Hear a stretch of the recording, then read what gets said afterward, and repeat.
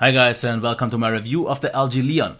I just recently reviewed its bigger brother, the LG Spirit, which used the MediaTek SoC. This time though I made sure to get the Snapdragon 410 to get a better feel of how big of a difference there is between those two SoCs, and I will talk about it later in the review. But as for right now, let's check the device itself. On the front we can see the camera, the earpiece, the LG logo, otherwise everything is very clear. Also, as you can see, the bezels are of a totally okay size. On the back we have this nice brushed aluminum back that feels just great, doesn't pick up any fingerprints but is just very grippy all times. Backfiring speaker, LG logo, here we have the flash, the camera, the signature button layout from LG with the nice tactile and clicky buttons with the power button in the middle. I would prefer the button to be on the side, more classical, but therefore you have double tap to wake and double tap to sleep, so it's not really an issue. And the volume rocker on the back actually is quite a nice thing. On the top we have the headphone jack, the microphone, and on the bottom we have the micro USB and another microphone. The overall feel in hand is absolutely nicely done. The device here does click a little bit and makes it feel a little bit cheap, but this can actually be fixed very easily. If you take off the back, put a little bit of paper in it, and as odd as it sounds, this makes a ton of a difference, because now the whole device feels a lot tighter and even more substantial now. With 120 grams, it feels a little bit heavier than it actually is, but now with the solid back, it doesn't squeak anymore and it just feels more solid. There is still a little bit, as you can see here, a squeaking on this border, but this is something you have to press on and don't notice in normal use, so I'm actually fine with that. It is maybe not the thinnest device, as you can see here, but therefore also very compact, quite short, also quite narrow with a 4.5-inch display. It is very nice. We have this nice little curve that fits very well in your hand, makes one-hand use absolutely fine to use, no complaints here at all. It just lies very well in the hand, very grippy, solid button layout, no complaints here at all, really well done. So let's check the display then. We have a 4.5-inch display with a resolution of 854 by 480. It is definitely not the best resolution out there, but I also have to say it is far from being as horrible as I expected it to be. As long as you are in a zoomed out view in the browser all the time, you will be actually quite satisfied, because text was readable at all times and didn't look totally blurry as I expected it to be. The white point is absolutely excellent. Exactly where I want it to be, I wouldn't change a thing. As for the black, very deep, and due to the really nice contrast also no details get lost, even though it may look like it on the video. The viewing angles, they look a little bit worse, but that's more extreme on the recording. In actual normal use I didn't notice anything bad. The colors itself can look a little bit washed out in comparison with a really saturated display, because the colors are slightly more muted, still very vibrant and vivid. But in comparison with a very vivid one, it could look a little bit like it. But I'm actually okay. And the only thing where I'm not that super happy is still the resolution. But it was actually not as bad. So let's take a look at the sound now.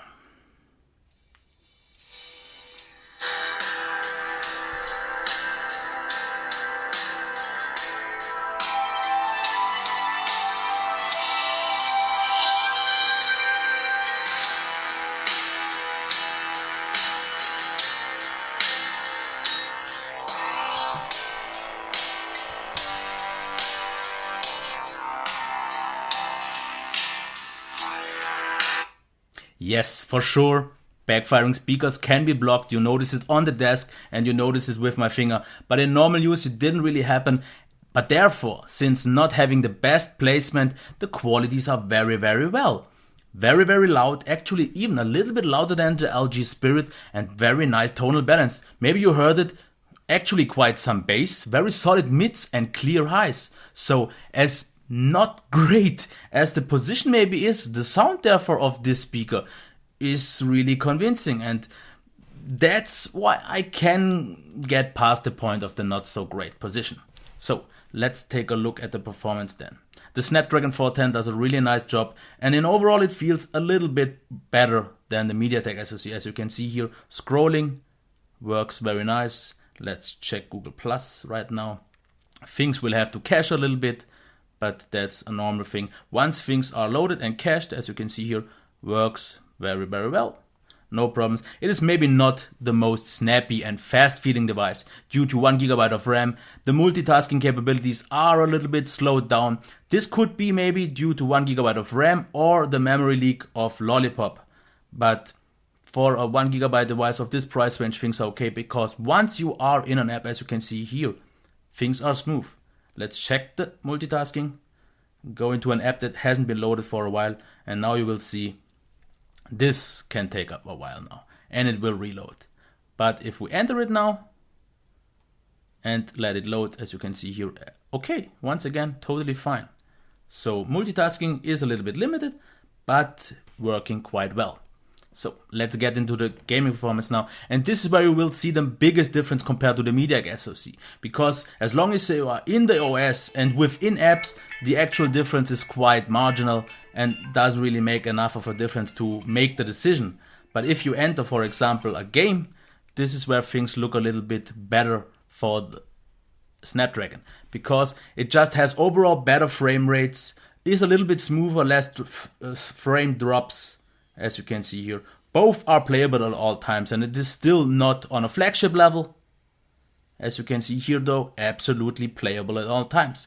This is just where the MediaTek didn't deliver that great, because here we have a really smooth and really nice working experience. Not that it was bad on the MediaTek, but if you plan to game a lot, then I would definitely recommend the the Snapdragon. If it's just for the OS and you don't play games, you could use either. But therefore, with the Snapdragon 410, you also get LTE, which you don't get on the MediaTek SoC. Let's get to the battery life then. Charging time was 2 hours and 10 minutes, according to System Monitor Lite. I had a little bit of an issue with my chargers. With the original one, though, things were charging just fine. As for the battery life, very, very convincing and solid, I have to say. Over the course of one day, so let's say 16 to 20 hours, I got 4.5 hours of screen on time with a brightness of 70%, no LTE, no Google Now, and no location, but these are the same conditions as on all my other review units, so still definitely comparable. Over the course of 2 days, I was able to get about 2.5 to almost 3 hours of screen on time, which is still very good. The standby drain was very solid, but I can't really say how good it was, because this device has an issue, and also the LG Spirit had this kind of, because once the device is, for example, charged to 100%, you can leave it up for 20 hours on standby and it will still show 100%, and then you can even use it for half an hour or maybe an hour and still have 100%, and then it will just drop to maybe 80% or something that the value is that it actually corresponds to. So this is something to keep in mind. You can't always rely what you see on the battery meter, but if you know actually usually what you can expect, you know where you are. This is a little bit of an odd thing, and I don't know what it actually is about, but with 4.5, at least 4 solid hours of screen on time, I don't see an issue to get through one day. As for the software, I won't show it off because I made a dedicated video just for the Lollipop UI for the LG Spirit, which is exactly the same here on the LG Leon. And just real quick, I like it a lot. I prefer it over stock for a few various reasons. I have customizable quick settings, I have double tap to wake, I have double tap to sleep, I can adjust my navigation bar, and I have a few useful enhancements with not really any gimmicks.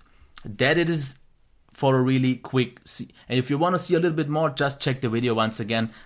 All I can say is I really, really like the UI, even though it's maybe not the most beautiful one, but actually I don't think it looks bad. As for the camera, we have a 5 megapixel camera, and the only minor weakness I would say is the sharpness itself, because the overall qualities like color reproduction is done very nice. We have a nice color balance. The green, for example, looks very realistic, very true to life, nicely saturated but not oversaturated, and all this has been done really well, but just sometimes I see some over sharpen happening and some double contours or a slight bit of a blurry video. Also, low light performance wasn't maybe the very best. Things don't look really grainy, but therefore quite blurry. Video performance was actually very convincing, except of the just not that sharp image. Therefore, autofocus worked very smooth and fast. It did work smooth within the video, and the colors once again were very nice. So the camera for its price does a solid job, but for a little bit more money on other devices you can get quite a lot of better performance, but I will get to that later. So let's get to the recap. Design, very well, I like it a lot. Feel in hand is great. The build quality itself though just isn't the best. The display in terms of qualities itself is absolutely flawless. It's just the low resolution that isn't that convincing, but also not as bad as I thought. The sound, absolutely impressive. Very, very loud, actual quite nice tonal balance, and the only minor weakness would be the position that I actually didn't mind that much. Performance, very smooth, very consistent throughout the whole system. Just multitasking, as you maybe saw, sometimes a little bit wonky, a little bit janky, and for example, typing with SwiftKey at sometimes could become very laggy. Gaming performance though was very good, and if there is the decision to be made between the MediaTek and the SoC, I think the gaming makes the biggest difference. If you want to play games a lot, then I would go for the Snapdragon. If it's just for the in-system performance and in-app performance, the difference was really marginal and it doesn't really make a whole lot of a difference. Software already, once again, I like it a lot. Very useful, very handy, not bloaty, not gimmicky. I think they've done a great job. In terms of camera, I think the camera can't quite compete with the rest of the overall qualities because mostly due to the just not that sharp image. But if you get past that and on the display itself, the pictures look quite good if you share it or so. It will be good enough, but in this price range you can't expect the very best. And this leads me to my final words. Is it recommendable? If we compare it, for example, with, I think the closest competitor would be the Moto E, then I would definitely prefer this because of the even better feel in hand, not maybe built that well, the way better display, the better camera, the better sound. So this has all been done better. So I would definitely recommend it more over the Moto E. But same as the Moto E already, I can't give it my full recommendation because there are phones that are just slightly more expensive, like the LG Spirit, like the Moto G, and maybe something like the Lumia 640 that cost a little bit more but offer quite a lot more. You get the high resolution display, you get the even better build quality. Performance though is pretty much on same par. The camera quality will maybe be though the biggest difference because there is a quite big jump. So I would say the two biggest differences are the display that is higher resolution and the camera that also is a little bit higher resolution. Otherwise, performance is pretty much the same, battery performance is pretty much the same, feel in hand on this one is actually really nice. So I think it's up for you to decide. You know what is great, you know what is not that great. That actually isn't a lot on this device. If I would have to pick one bad thing, it would be really hard for me to tell because maybe it would have been the low resolution itself, even though the qualities of the display are so great that I can't really say it's a flaw or something like that. And if this is your price limit, because here with the LTE version it's about 140 and I think the non-LTE version is 120. If that is your limit, you definitely don't do anything wrong. I used it for almost 2 weeks as my daily driver and I could get my things done pretty much in the same way. The only thing where I noticed it mostly was the typing experience with SwiftKey that was a little bit hindered.